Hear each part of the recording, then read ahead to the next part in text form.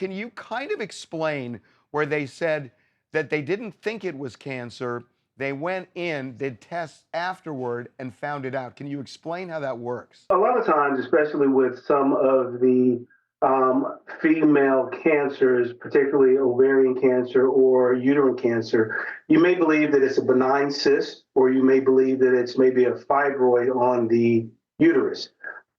We really can't tell you exactly what it is until we take it out during the surgery and send it for what we call a frozen section, which is just a temporary look at the tumor or the mass.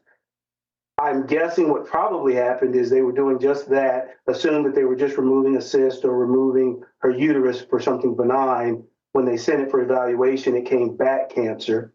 And that's when they said, well, we are here. We might as well do this operation as if it's a cancer operation as opposed to one for a benign process. Is there anything that leads you to think what this might specifically be? Typically, because of her age, because she's female, you would first think about ovarian cancer. That typically is one that we go in for one other reason and find out that they have cancer at that time, and then have to change everything in the middle of the operation. Next would probably be uterine cancer. She said that she would undergo preventative chemotherapy, but then she also said it had to be delayed while she healed.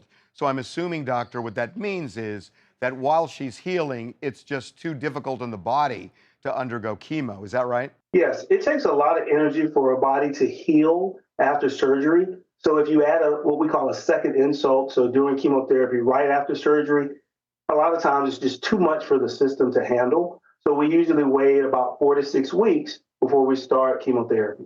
So she would be starting the chemo around now, right? And yes, that timeline works perfectly, unfortunately. So you had actually said that abdominal surgery typically would keep you in the hospital for a week.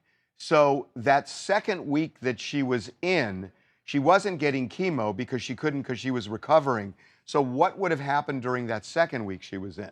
When you do a cyst removal or something that is elective, it's typically started as a laparoscopic procedure, and that usually takes 3 or 4 days, maybe 5 days to recover. But when you have to remove solid organs or big pieces of organs, you typically have to make an open incision, and that can take a lot longer time to recover. I'm assuming that's what happened in her situation.